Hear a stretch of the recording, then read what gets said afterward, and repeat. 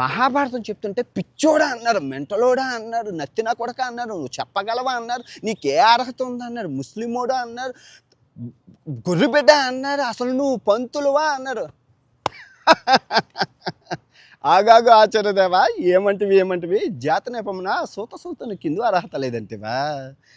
ఎంత మాట ఇది క్షాత్రపరీక్ష కానీ క్షత్రపరీక్ష కాకూడదు, ఇది కులపరీక్ష అందువా. నీ తండ్రి భరద్వాజ జన్మం ఏంటిది, అతి జుగుప్సాకరమైన నీ సంభవం ఏంటిది, మట్టి కుండలో పుట్టితో కదా నాతో చెప్పించటమేమయ్యా. ఇంత ఎలా మా అశ్వస్పితామహుడు కురుకుల వృద్ధుడు శాంతనుడు శివసముద్రుల భార్యలకు గంగాదేవి జనించలేదా.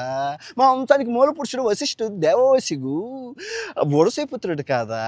అతను పంచమజాత కన్య ఎందు అరుంధతిని ఆ శక్తి ఎందు పంతాలను పరాశరుని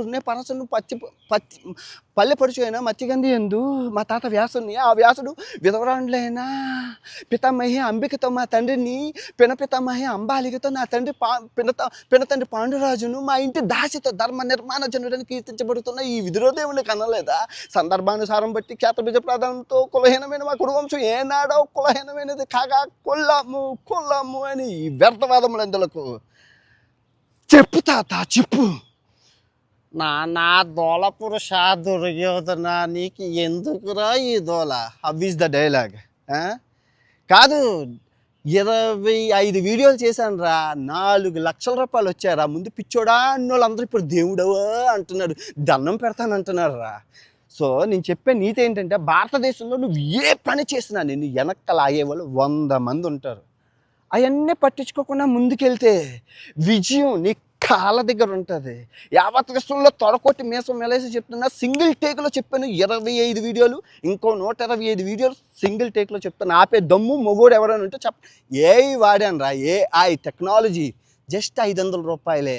చూడరా అల్లు అర్జున్, నిజమో తెలీదు, ఒరిజినల్ డూప్లికేటో తెలీదు. చూడరా రమ్యకృష్ణ, చూడరా మహేష్ బాబు, చూడరా ఇది చూడరా ఎన్టీఆర్, చూడరా మొత్తం మహాభారతాన్ని రాజమౌళి గారు తీసే కన్నా 100 రోజుల్లో తీసి మీ ముందు పెడతా. తర్వాత మహాభాగవతం, రామాయణం, ఇంకా చెప్పుకుంటూ పోతే ఈ విశ్వాన్ని సవకలో ఈ తెలుగు ప్రజలకి ఏఐ టెక్నాలజీ వాడి చూపిస్తా. ఆపే మొగోడు దమ్ముంటే ఆపండి. ఈ టైంలో ప్రజలందరూ అనేది అన్వేషణ తోపు, దమ్ముంటే ఆపు.